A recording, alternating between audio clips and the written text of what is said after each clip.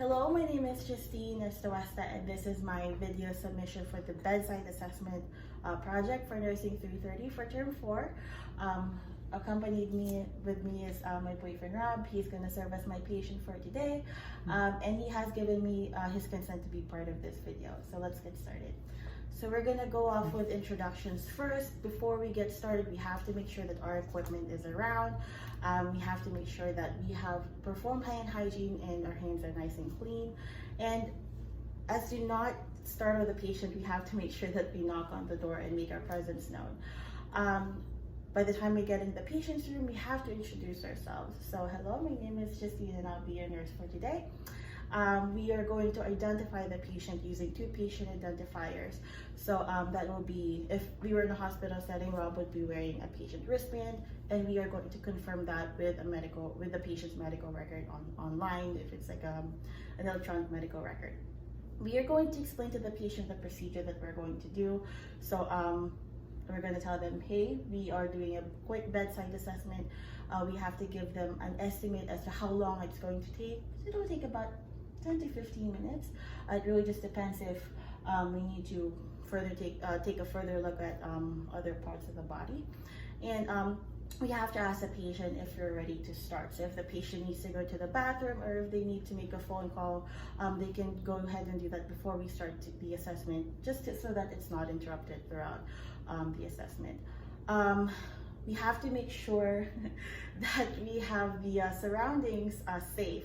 The environment is safe for the patient. So if you're in a hospital setting, hello, we are going to have, if you're in a hospital setting, we are going to have some tubes, some wires, some equipment maybe on the floor. So we have to make sure that all that is clear. We have to make sure that the bed is locked, the IV is in place, just so that it's not, we're not going to do any harm to the patient while we do the assessment.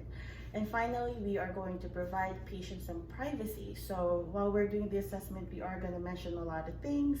So we have to ask the patient if they're okay to have the family member around while we do the assessment. We have to make sure that the doors are closed, the curtains are closed, because we are going to be taking the patient's hospital gown off to auscultate and inspect their chest and their back. And of course, when we inspect the legs, we're going to have to take a look at that as well later on. So yeah, we have to make sure that we have provided a nice, quiet, private environment for the patient for the assessment. Okay, so the next part of the assessment will be inspecting and observing the patient's physical appearance.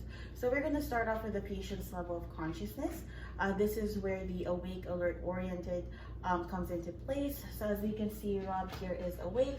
He is alert because he's actually looking at me whenever I try to call for his attention. And in terms of orientation, we can actually test that by asking the patient if they're aware of where they are, what day it is, and whatnot. So, do you know where you are right now? Yep, I'm at home. You're at home, but of course, if you're in a hospital setting, patients will say that they're in a hospital. Do you know what date it is? Yep, it is Wednesday, September the 9th. Okay, and do you know your name? Yes, my name is Rob.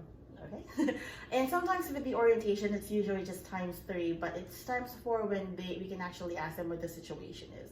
So, can you tell me what the situation is right now? I'm currently in the hospital to get a checkup. Okay, there we go. So he's participating with me, that's great. Okay, so next will be facial expression. We can actually tell by the patient's face. This is to detect if the patient has any type of distress on their face, if they are calm and relaxed. So at this point, Rob can actually maintain eye contact with me. He does appear relaxed. There's no signs of distress. Next would be eye contact. So whenever I would ask him questions or whenever I would call for his name, like I said, he's actually looking at me and paying attention to me. And finally, body positioning. This can actually tell us if the patient is in distress or if they're experiencing any type of pain. They're probably holding on to that part of their body. At this point, Rob actually is sitting relaxed on the chair with his shoulders back. He's sitting straight and he's not showing any types of distress. With skin color, his skin color does appear normal. There is no signs of jaundice or cyanosis or pallor. Since he is Caucasian, so we can actually tell that his skin color is according to his ethnic heritage, because they're Caucasian. Nutritional status, he does appear well nourished. He has the appropriate weight for his height. And of course, at this point, I can ask the patient if they've eaten recently, or if they've had any changes with their eating habits. Personal hygiene, he does appear well groomed and clean.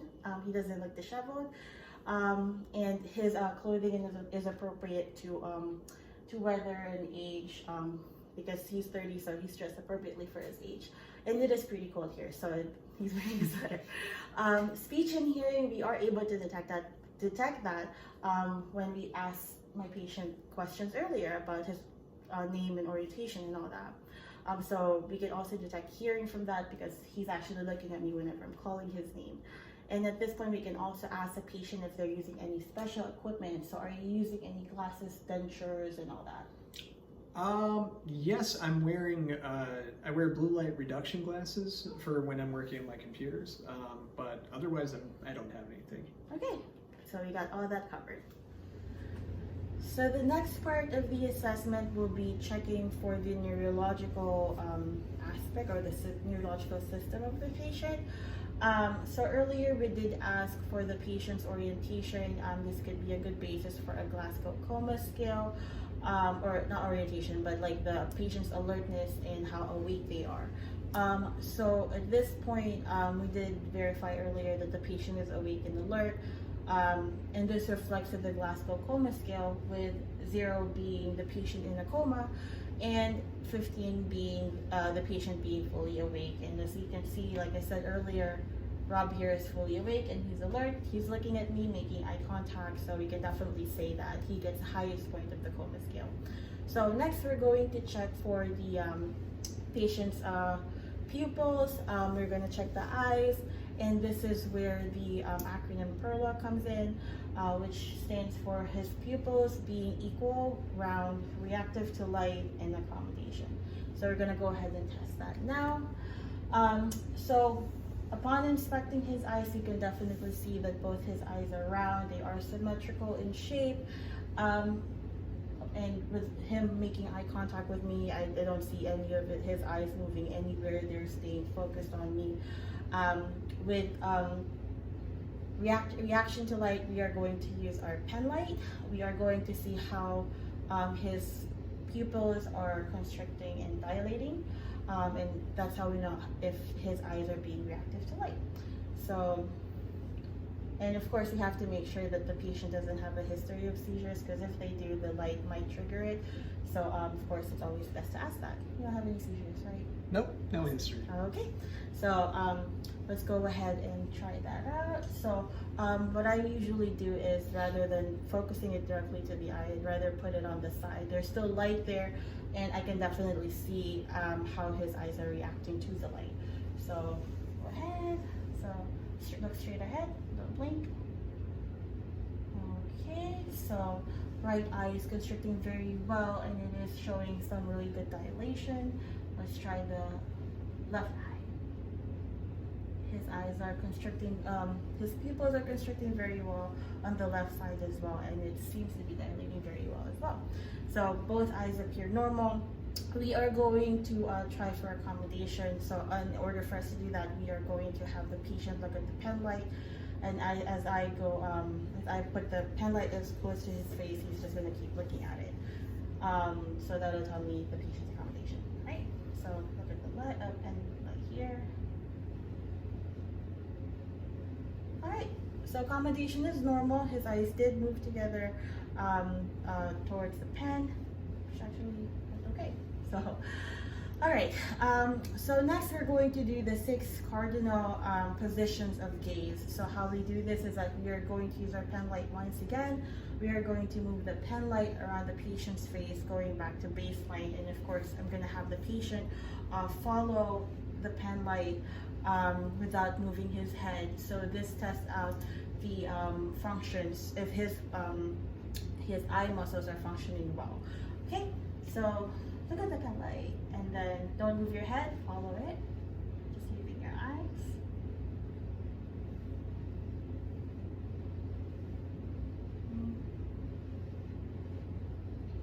All right, So with the cardinal positions of gaze, everything appears normal. His eyes are moving according to how I want it to move. Next will be for facial symmetry. So facial symmetry, we can definitely say that we can test this if the patient has been through a stroke or if they've had an episode of Bell's palsy. So symmetry, we can definitely say that the patient's face appears symmetrical. We can have the patient smile. We can detect for facial drooping. If so far both the sides of his lips are going to where they need to be, there's no drooping, there's no tics, there's no involuntary movements in the face. And then we are later on we're going to assess for the upper and lower strength and symmetry for when we inspect the arms and the legs. And in regards to communication, I mean, so far he's been responding to my request. He's been responding to my name. He can hear well, and he can actually maintain eye contact with me whenever I need him to make eye contact with me. So, and then of course we're going to check for the patient's ability to swallow, and we're going to check the inside of their mouths. So go ahead, lift your head up and swallow for me. Okay, his swallow movement is normal. Stick out your tongue and say ah. Okay, we can use a pen light. We can inspect, at this point we can inspect the patient's teeth. We can inspect the patient's, the back of the patient's throat. So we're looking for lesions, we're looking for any type of unusual redness. If there's any bleeding, we can inspect the patient's teeth and see how the hygiene is when it comes to their dental hygiene. And yeah, so everything appears to be normal with his mouth. It's pink and moist. There's no lesions. There's nothing abnormal. And so that completes our neurological assessment. So moving on. Okay. So the next part of the assessment will be measurements. So this entails the patient's height, weight, and vital signs.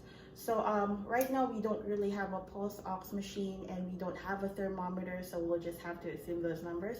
However, we do have our blood pressure cuff here and our sphygmomanometer. I don't know if I'm saying that right. And we do have our stethoscope. We have a watch to check respirations and pulse. So we're going to start off with the patient's height and weight. So what is your, usually hospitals have like a scale for the height, and of course you have a very accurate scale for weight. At this point I can just ask the patient what their height and weight is. So what's their height and weight? 5'9" and about 155 pounds. Cool. All right, so vital signs, we're going to start off with the heart rate and the respiratory rate. So with checking the respiratory rate, we don't want to tell the patient that they need to breathe, because that will definitely take our numbers off. So we're going to do it by checking the pulse and respiratory rate at the same time, and we'll do it for 30 seconds. So if you could just give me your pulse here. And then we're going to be assessing for the patient's breathing by checking his shoulders or like his abdomen for any types of, for inspiration and expiration. Okay, so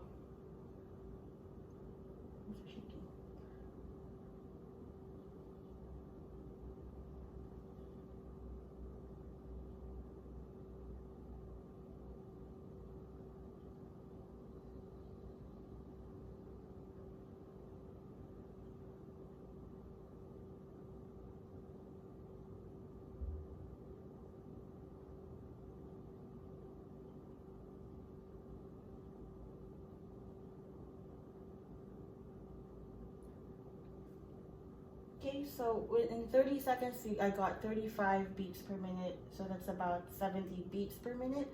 And for respiration, I did get around 16. So yeah, both are within normal range, because heart rate is between 60 to 100 and respiratory is between 12 to 20 breaths per minute. So next so of course, assuming that we have the pulse ox machine, sometimes the pulse ox machine can detect the heart rate as well. And the blood pressure, if they have the blood pressure machine, they can detect the heart rate as well. So you can just assume that the patient's pulse ox is around 99%, so that's within normal range. And temperature would be around 97, so it doesn't show that he has any fever and whatnot. So we're going to start off with the blood pressure machine here. I guess mechanism, since it's not really a machine. So So before taking the patient's blood pressure, we have to make sure that their legs are not crossed and they are relaxed. And at this point, we're going to use our stethoscope to get the patient's sounds here on the side. Okay. So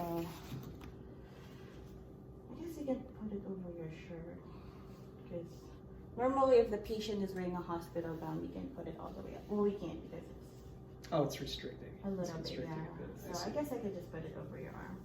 Sorry. So normally we're gonna have a bare arm here, but we're just gonna work with what we got. Whoops, babies. I even named this. That's pretty cool. All right. That's pretty cool. Yeah, you realize you don't let this fit those in. I know.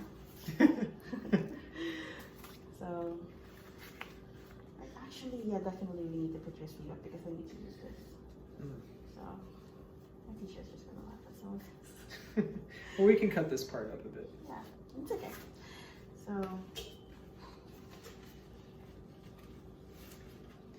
okay, your arm. Okay, make sure your legs are crossed. So we have to make sure that both areas here on the side are correct. It's too long. Yeah. But it's okay.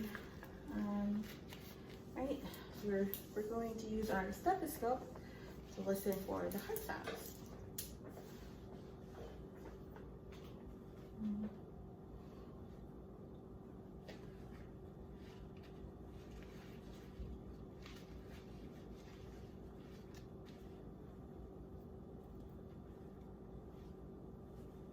Here, I can hold this for you. I'm just slipping down a bit. Okay, there we go. Actually, let's put this here. There we go. Oh, that's loud. You can hear everything. We have to make sure that this part of the stethoscope is tight before we start pumping air in it. Okay, and we're going to use the diaphragm over stethoscope.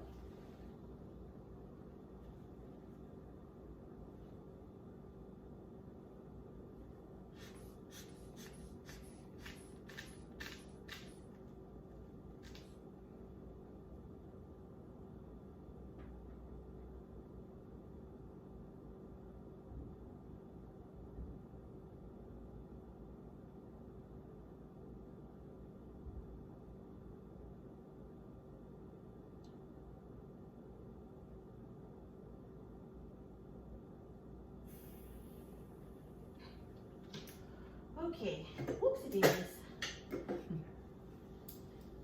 Alright, let's put this back on. Ow. So for the blood pressure, I got 110 over 60, so that's still within normal range. Okay.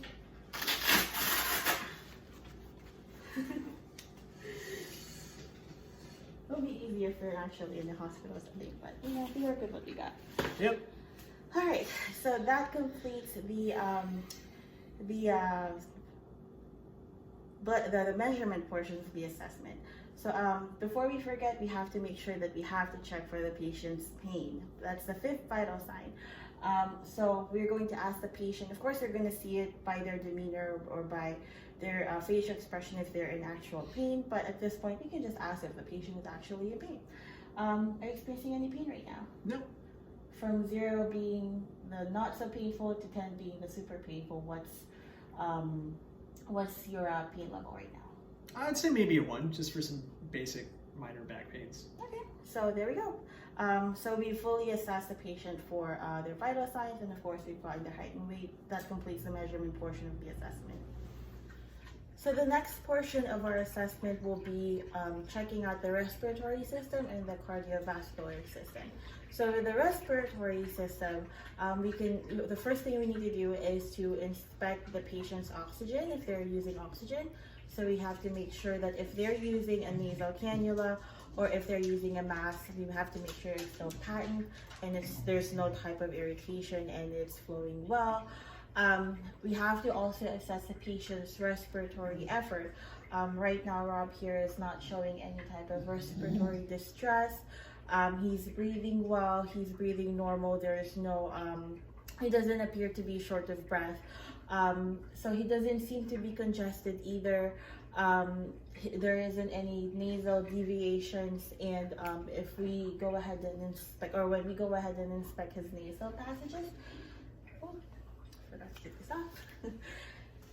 They do appear clear, and there is no blockages, no significant nasal flaring, and the insides of his nasal passages do appear clear. And he doesn't seem to be having any difficulty breathing through his nose. And there's no signs of any fluid, there's no drainage that's coming out, and there's no blood. The next part will be for the respiratory for us to check for lung sounds. So with this one, we are going to use our stethoscope. We are going to do a 10-point system, and we are going to identify it, each part with the patient's lungs. We do have the right lung that has 3 lobes and the left lung that has 2 lobes. So upper and lower. Right lung has upper, middle, and lower. So we're gonna go ahead and check the front first. So every time that we are going to auscultate a part of the lung, we are going to instruct the patient to take a deep breath in and then out. Ready? All right, so we're going to use our diaphragm for this one. Right, ready? Okay, so we're going to start at the upper right lobe first. We're gonna go next to the left upper lobes, and then we're gonna work our way down from there. So we're gonna start off with let's make sure that we can see it here. So we're gonna start off with the right upper lobe. Take a deep breath for me. Okay. Left upper lobe. And like I said, since we have 2 lobes on the left side, we're still gonna check the left upper lobe here. Still part of the right upper lobe. Okay. We're starting off on the right middle lobe here. Okay. Left upper lobe. There you go. Take a breath. Okay. So we're starting off with the left lower lobe now. Okay. Right lower lobe. Okay, and with the last stops here, right lower lobe. And left lower lobe. Okay. So when it comes to auscultating for respiratory sounds, we are looking for adventitious lung sounds. So as I was auscultating his lungs, there is normal breathing. His chest is moving equally. There is no crackles, wheezing, no any type of like friction rubs. So everything is normal with his breathing. So turn around so we can do the back. All right. Do you have space? Or you can? Yeah. Are you? Okay? Like a little bit. Scoot it over. Hang on. There we go. So unless you can see the back. Okay. So we are going to do the same thing for the back. So for his back, we have his his left lung here, and then his right lung here. So you have to make sure the back, it can be a bit tricky, but we'll just have to make sure that we have the correct size. So again, 2 lobes on the left side, 3 lobes on the right side. So we're checking for the left upper lobe. Take a breath. Okay. Right upper lobe.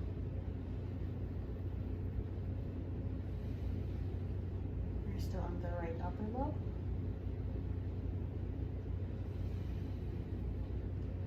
Left upper lobe. And we're at the middle of the left upper lobe here. We're going over to the right middle lobe. Take a breath.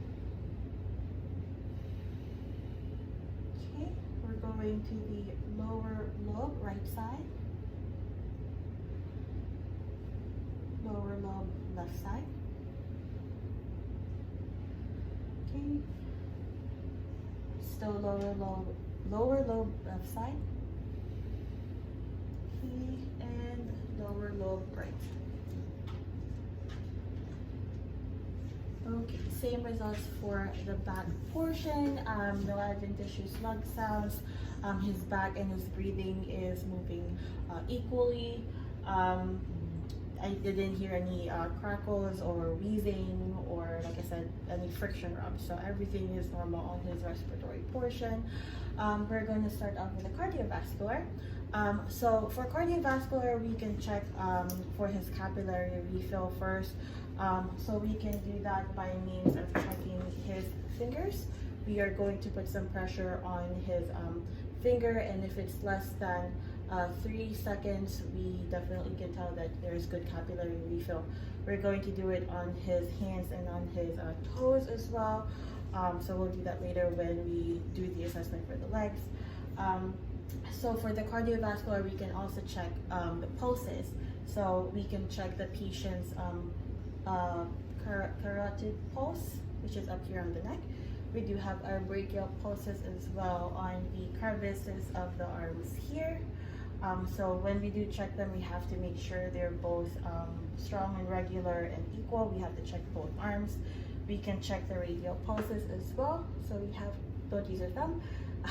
We have to make sure that both pulses are present, strong and regular. And when we go to the legs, we are going to check the popliteal, which is at the back of the knee, dorsalis pedis above the foot, and posterior tibialis, which is behind the foot or by the ankle. So we'll go ahead and check those out later. So we're gonna go ahead and also take for the heart valves, so the heart sounds.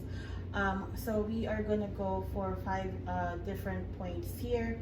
We're gonna go for aortic, pulmonic. We do have our herbs point, which is the third part. We have our tricuspid, and we have our mitral, which is also our apical pulse.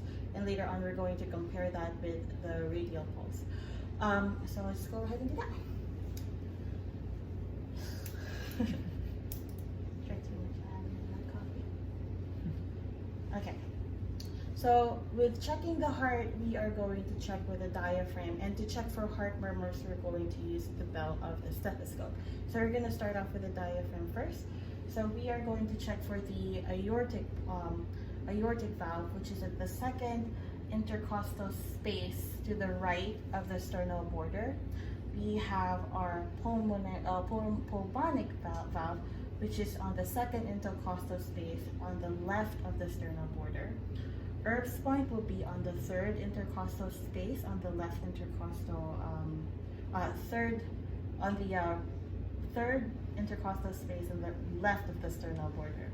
And then we are going to check the tricuspid valve, which is going to be on the 5th intercostal space to the lower left of the sternal border. And finally, the mitral valve, which is also our apical pulse and our point of maximum impulse, which is going to be on the 5th intercostal space on the mid-clavicular line, so just beneath the nipple line. So once you check for the apical pulse, once you find the apical pulse, we can check that with his, I can hear it. Yeah, I can hear it. Okay, we can definitely check that with his radial pulse, and once we do, we have to check it for an entire minute. So we are going to make sure that the pulse is strong and regular, and they're both beating together.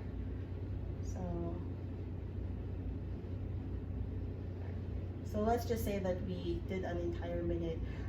So like I said, we can, as long as the result is within the normal range, which is between 60 to 100, we should be okay. So all his valves are good, pulses are strong and regular. We have to check for heart murmurs too. So let's check with the bell of the stethoscope. All right, so switch that there. So again, we're going to check with on the chest here.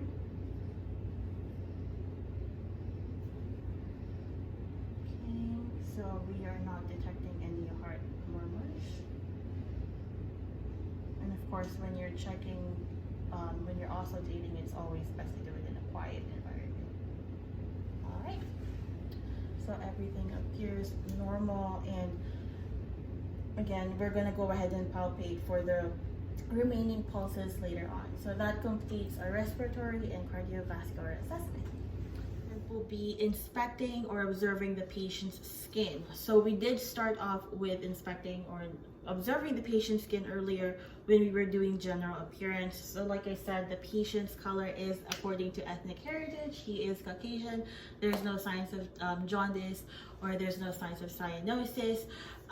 We are going to palpate for the patient's skin. At this point, we're going to do the arms and legs, since we are going to go back to the neurological portion of the assessment. That is which we are going to check the patient's strength. We have to make sure they're equal. So we're going to check for the patient's temperature. So the patient's skin is dry and warm to the touch. We are going to check for skin turgor. That's by means of pinching the skin and make sure it comes back with a bounce. So skin turgor appears normal. The patient doesn't appear dehydrated. And we are also going to check if the patient has an IV site. We're going to check their IV, make sure that it's dry, intact, there's no redness or swelling. We are going to also note for any type of abnormalities in the arm. So if he has any lesions, any rashes, any bug bites or whatever that we need to take a look at, of course we're going to take note of that. Right now his skin appears smooth, his skin appears dry, it's warm to the touch. I don't see any lesions, bumps, bruises, discoloration. So his skin appears normal. And for the upper extremity, of course, we're also going to check for the pulses. We were going to do that with cardiovascular earlier, but since we are doing the arms, we're just going to do general arms here. So we are going to check for the patient's radial pulse, which is by the radius right here. So right now his pulse appears strong and regular. We're going to check them bilaterally. So we're going to use both arms, check both pulses. And we're also going to check for the brachial pulse, which is going to be at the upper crevice of his arm. And we have to make sure that both pulses are, let me make sure that that's there.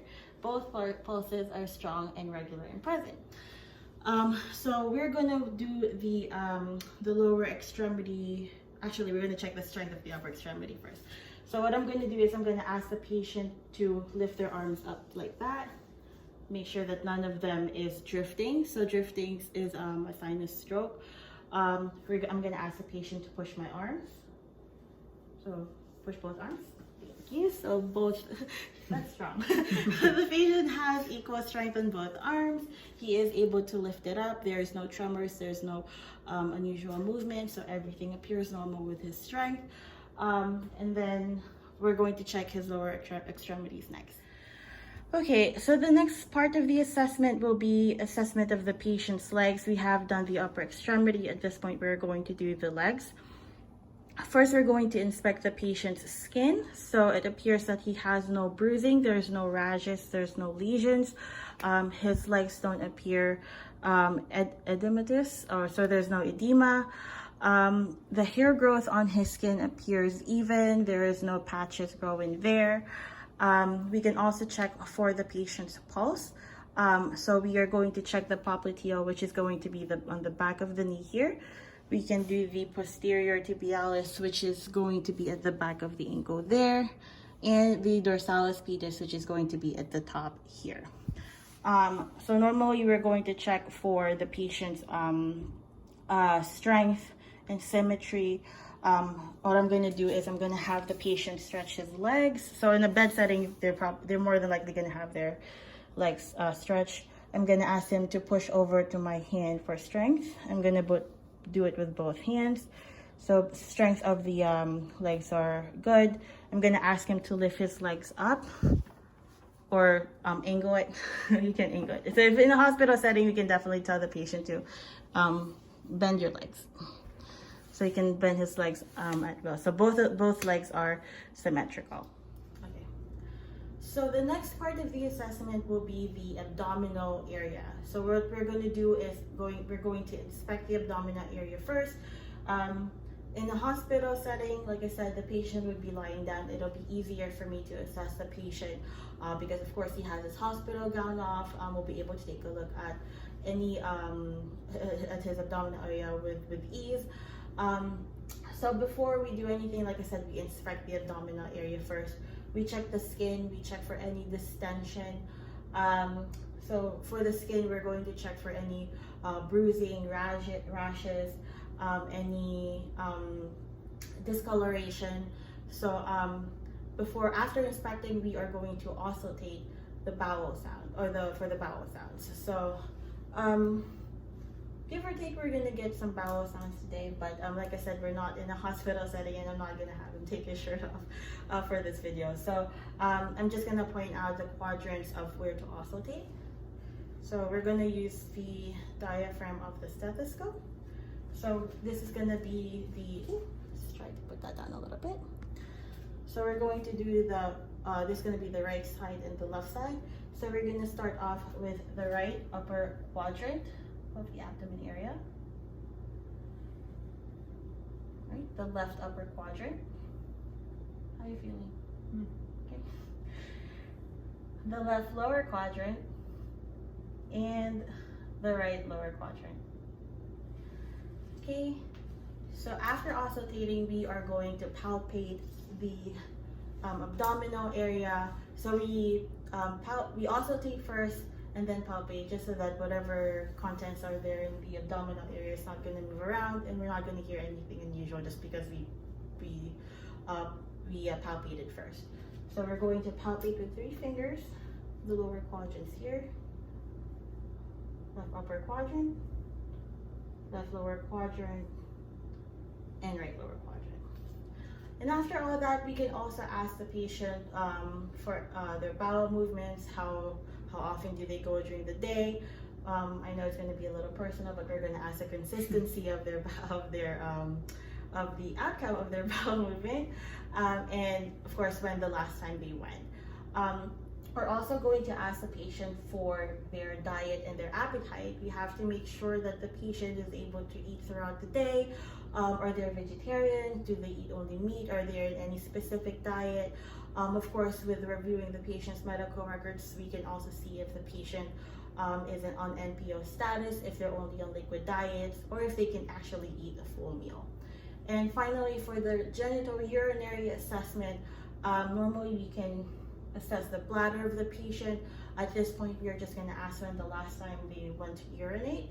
And we're gonna, of course, if the patient's using a catheter, or we can actually assess from there the status of the urine, what the color is, or if there's any pain whenever they go to the bathroom. At this point, we can do our best to ask the patient if they've voided recently and what they can tell us about their last voiding of their urine from their last void, or if they're experiencing any type of discomfort during urination, or does it feel like it's burning? Do they go often, or as often as needed, and all that. So that completes the genitourinary assessment. So after we've completed the patient's assessment of the system, we have to check the patient's activity orders. So the activity orders will tell us if the patient needs to stay in bed, if they can move from bed to chair, if they have any bathroom privileges, or if they need any type of assistance with ambulation. The activity orders also tell us if the patient needs to be turned, especially if they're bedridden. This is to prevent any type of pressure ulcers on their back or on their side, and of course to provide some patient comfort. The activity orders also tells us if the patient is in need of any type of ambulation equipment. This involves a walker, a cane, wheelchair, crutches, and whatnot. So finally, we have to make sure that the patient is comfortable after the assessment. So if Rob were here and he were in a hospital setting on a hospital bed and he's on a sitting position because I was doing an assessment on him, we have to make sure that he's back in a position that he's comfortable in. We can angle his bed a certain way. Of course, we have to make sure his hospital gown is back on because we did inspect and also take his chest and his back. So we have to make sure that the hospital gown is back on. And of course, just in case the patient needs an extra blanket or an extra pillow, we can always give that to them. We have to make sure that the bed is in the lowest setting. If prior to the assessment, the side rails were up and we had to put them down, we have to put them back up again. We have to make sure that the call light is within patient reach, and of course, as well as their belongings, if we needed to put them away throughout the assessment. So Rob's keys, cell phone, wallet should be within his reach. We have to make sure that that we thank the patient for their time and cooperation, especially if they're not feeling well, and doing an assessment to them. You know, we have to be appreciative that they participated throughout the assessment. Of course, we have to encourage them to ask any questions. If you have any questions with our findings, or if we have any questions throughout the assessment that they weren't able to ask, we'll go ahead and encourage them to do so. And finally, before we leave the room, we have to make sure that our equipment is clean. We have to make sure that we wash our hands and that we document any type of findings that we have throughout the assessment. So that completes my bedside assessment for this class. Thank you so much, and I hope it's all right.